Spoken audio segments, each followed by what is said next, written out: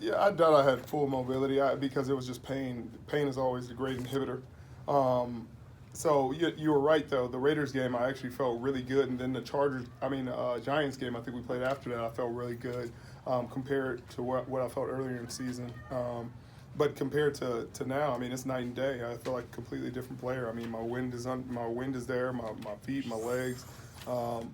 Dr. York comes up to me all the time. He's like, "Man, both of your legs are the same size this year. It looks like you can play now." It's like, yeah, it helps. It was just the pain in the sutures that were giving you trouble. After? Yeah, it was basically my Achilles was stapled to my heel bone, and it's just not how it naturally goes. Is that how they do it? They just pull a stapler out, like Office Depot? It's similar, very similar. But I had that staple removed, and it's been great since. How nice is it? Because everybody that has come up, that's been maybe the first thing that they say is your movement skills and how well you're doing. Just how much nicer is it to just kind of feel like yourself again? It phenomenal, because for the most part, I try to play the game above the shoulders in the first place, so that helps you a lot. When you're not moving well, you can predict things, you can put yourself in position. You may not be able to run through in disguise like you normally would. You just got to get straight to it. I can't fake it and trick the quarterback because I just got to get to my spot because I can't move like I normally would. But now I've gotten my movement back. I feel more comfortable now. I have more room to work. I have more leverage and more margin for error. Can't wait to see it. Saturday was the Hall of Fame induction, and it was the DB class. Johnny Robinson from years ago, Ty, obviously, and Champ and Ed. Do you allow yourself to dream? Did you watch on Saturday, and do you ever dream? I didn't one get day a chance being canonized? I didn't get a chance to watch because we were still working here. But I read. I mean, I heard the speeches. They recorded them, so I watched them. But I just let the game play. I work hard every day, and just go out there and try to put it on tape for as long as the good Lord will let me. And then if somebody wants to make to put me in at the end, that'd be a blessing. But that's not something I consciously think about while I'm playing. Talking to Richard Sherman from Niners training camp. If we've been hearing about your movement skills, maybe number two is the defensive line and just how dominant they've been. What have you seen, and how much easier will they make your job? Oh, they'll make it a lot easier. Those guys are just working so hard, and they're working so well together. For those guys to just, Bosa just got here, D just got here. Obviously, D and Eric and Sally and, Shell and DJ, all those guys have been here. I think that this is the best they've looked, at least since I've seen it. They're going out there, they're being disruptive. Ronnie Blair is making his presence known. Nick doesn't look like a rookie at all. As a DB, you watch D-line, movement, and you're like, man, you can kind of tell, man, it was foot speed, it was this, it was hand placement that won that rep. With Nick, you really can't tell how he's winning. It just looks like he's feeling their movement and he's going opposite. He's like, oh, he's feeling him leaning on him. He's using their weight against him. And it doesn't look like anything crazy that he's doing. Like, as you watch it, it's just like a slow motion win every time. It's like, oh, he's leaning on him up. He's eventually going to win this. And it's happening. It seems like slow-mo, but in real time, it's a second and a half. It's 2 seconds, and he's getting there really fast. And he's beating some really good guys. I've seen him beat Joe. I've seen him, beat double teams. I've seen him, get McGlinchey, and then I've seen him get blocked a few times. But for him to be a rookie moving like he is and making the plays that he's done is really impressive. I was reading your quotes from the other day when you were comparing, the evolution of this young defense to Seattle. And when you guys brought in Cliff and Michael, it obviously went to another level. Can it be that way with Nick and D, Richard? Well, it just depends on, everything looks great in practice, and honestly, sometimes when in Seattle, when we had Mike and Cliff, it didn't actually look that great in practice at times. It didn't look as good as it did until the game because they weren't full-time starters. When we brought Mike and Cliff in, they were coming off the bench. We had Red Bryant and Chris Clemens actually as the bookends, and then Mike and Cliff would come off the bench. But to have this much depth with Defoe, Eric, Solly, D4, Bosa, everybody coming in, Ronnie Blair, everybody rotating in, it's no way you can go wrong. These guys coming in play after play. I know tackles are going to get tired of seeing them because there's so many different styles of play. It's not like, man, you got a speed rusher after a speed rusher, you got a speed rusher, then you got a power rusher, then you got a guy who can go both ways and beat you. You got in the middle, you can't really slide to anybody because if you slide away from Defoe, then you're going to have your hands full. So it's going to create a lot of problems. I'm excited to see it in live ball. Richard Sherman, good enough to join us here on the Sports Leader from 49ers training camp. The secondary, Last year, teams avoided you, but they always avoid you. They targeted the other side. You got some young safeties, some guys coming off injuries. Just how are you seeing it so far? Well, they're doing great. I mean, today it was another good day. Greg Maben had an interception. Spoon had an interception. I think just about everybody, Emmanuel Mosley, is playing very good football. Kwan is always consistent. Kwan Williams in the slot.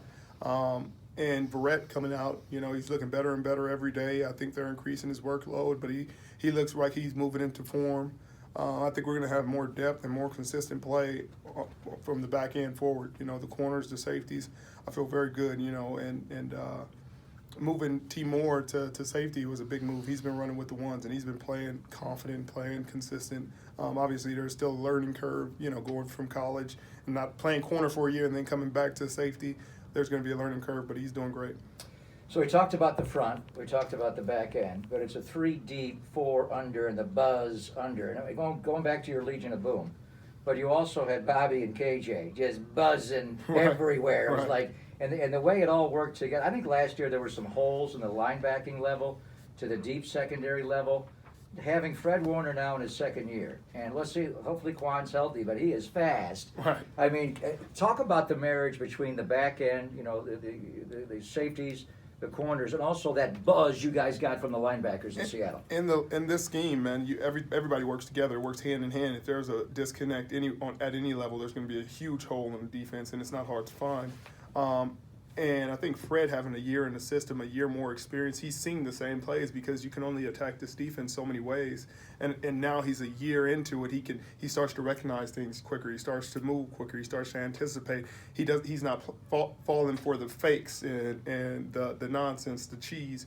Quan has come in and he's just so energetic and so fast and explosive that even when he makes a mistake or misreads something, he's fast enough to make up for it and come back and recover. I think Malcolm Smith being healthy is a big deal. He's been out there moving well and just getting back to his old self. Greenlaw has come in and made a huge impact, for him to be a rookie. Another guy who's a rookie who came in and he's playing like a veteran. It's all over the place, getting his hands on football, is disrupting things, making the ball hit the ground. That's huge. Leroy Reynolds has been making a huge splash. And I think those guys, I think this is the most depth I've ever seen this team have, from the safeties to the corners to the linebackers to obviously the D-line. It's going to be a hard cut day this year. Yeah, we're talking to Richard Sherman. How about on the other side of the ball? I think there was a quote yesterday from Debo who said, if I can get open against Richard Sherman, I think I can get open against anybody.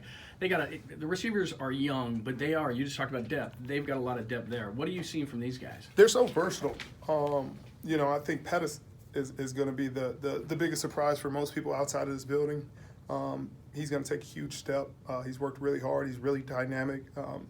Him being healthy will change, the trajectory of this team tremendously. Debo, if he gets the ball in his hands, he's incredibly difficult to tackle. He's like a running back with the ball, kind of like in a Golden Tate mold. I think that's going to be exciting for the team to see. Hurd, they're using him as kind of a X factor. He can play the tight end, the F, the Z, the zebra, and they're using him to, as an enforcer in that receiver room, and he's doing well in that role. Obviously, Marquise is going to take the top off the defense, and he's gotten better. He's gotten more consistent in his route running and his releases, and just taking a real real hold over that receiver room. Jordan Matthews come in, veteran presence, consistent hands, always in the right place, making sure he's executing properly, and that's what you can expect from him every time. And I think it's going to be a fun year. Trent Taylor, man, is light years ahead of where he was last year. He's back growing from his rookie year when he had that incredible year.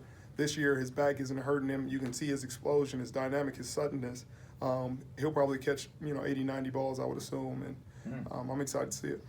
Wide receiver room obviously is so deep as you're detailing. I got to say, just listening to you talk, I've been such a fan of yours for so many years, your technique and the bell technique. I mean, it's just so beautiful. Appreciate and that. you're such a smart player.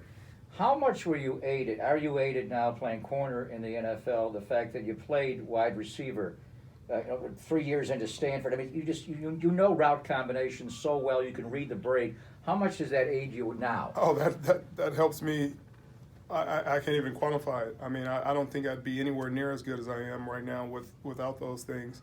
And you can ask the receivers. There'll be times where they're running a route and it has nothing to do with the route they're running. They're like, man, did I run a sloppy route? Did I give it away? I was like, I wasn't actually even looking at you. I looked at two gave it away, two ran this route. That means you're running this route. You don't have a choice. You don't call the plays. You don't get to make it up. Wow. So there was a play in practice where Poindexter literally, because it was 3rd and 10, they ran a certain route that they run, and I jumped it. I jumped it so early that I was like waiting on him to break in, and so instead of breaking in, he just like kept going. He said, forget it. He's too far inside. I'm just gonna make it a go route.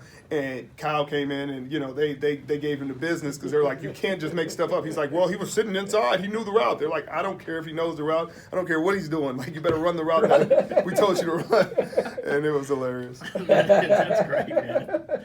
You know what's interesting? We're talking about all these young guys, and remember in Seattle, you come in as a 5th rounder, chip on your shoulder, I'm sure, but you from day one there belonged and felt like you belonged. And you talked about Nick Bosa. He seems like he belongs. Can you tell when you're out on the field when the young guys come in, some have the deer in the headlights and some, that guy belongs and he knows he's good in this league? Oh, 100%. And not to say that the guys with the deer in the headlights won't eventually belong and they won't eventually grow up and figure it out. But everybody matures at a different time, especially in this game. Everybody blossoms and peaks at a different time. And Nick and Greenlaw just came in. Debo came in with a different understanding and a different feel, and they're doing fantastic. And, maybe some guys peak next year. Maybe some guys peak the year after that. But I think that them coming in just with an understanding and I think a background, Nick having Joey, I think that there's growth there. He had a certain expectation, things that he expected to happen when he came out on the field. He didn't have to get shocked by certain things, And I think Debo had the same kind of mentorship,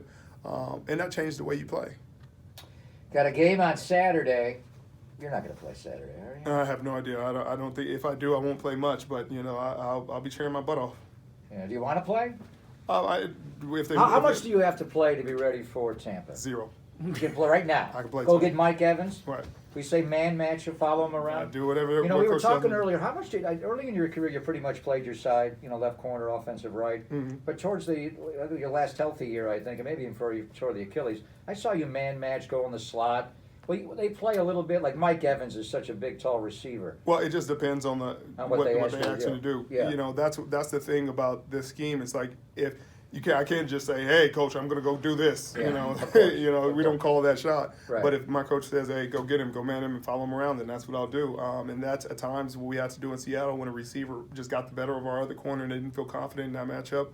Then they'll send me that way. I did it with Anquan a few times when we played here. I did it with Larry a few times. I did it with Julio. It just depends on the situation and the way the game's playing out. I know last year you came in here and you wanted to believe that this team was going to do some things, but as we've talked about the depth and this team just looks better, year 3 for Kyle and John, how much more confident do you feel that this team can actually do something? Oh, I feel incredibly confident, but once again, it comes down just like it did last year to health. And knock on this wood, football is an unpredictable game, and that's the best and worst thing about it is when you have all 10 of your guys that start on practice squad that start meaningful games for you, that's a tough season. Yeah. I think any team would say that's a difficult season, especially if one of them is quarterback. And those guys did great. Nick Mullins came in, played incredible football. I think he threw 300 a few times, 400 at one time, and that's great. But those aren't the guys you expected, that you anticipated to play the season with. And that wears on you. Those guys went out and they executed to the best of their abilities, but this is veteran football, so they'll still have the learning curve of young players. They'll learn the lessons that I learned years ago, that veteran players have already learned, but these guys are young and they're like, man, you have to make these mistakes. It's the growing pains, and I think that was the unfortunate part. I'm excited to be able to go out there with the 53 that we anticipate going out there with and seeing what we can do, because I think we're going to be great. What do you want to do when you're done? 5-10 years down, do you want to own a team? Do you want to work in broadcasting? Do you want to coach? What do you want to do, Richard? It's either the broadcasting booth or our general manager team. Really? Yeah. You want to be a GM? Yeah, I don't want to. I don't know if I want to do coaches. I want to put teams together and manage it. I think you could do both those No, things. thanks. Oh, I know you can. No question about it. GM is interesting. So you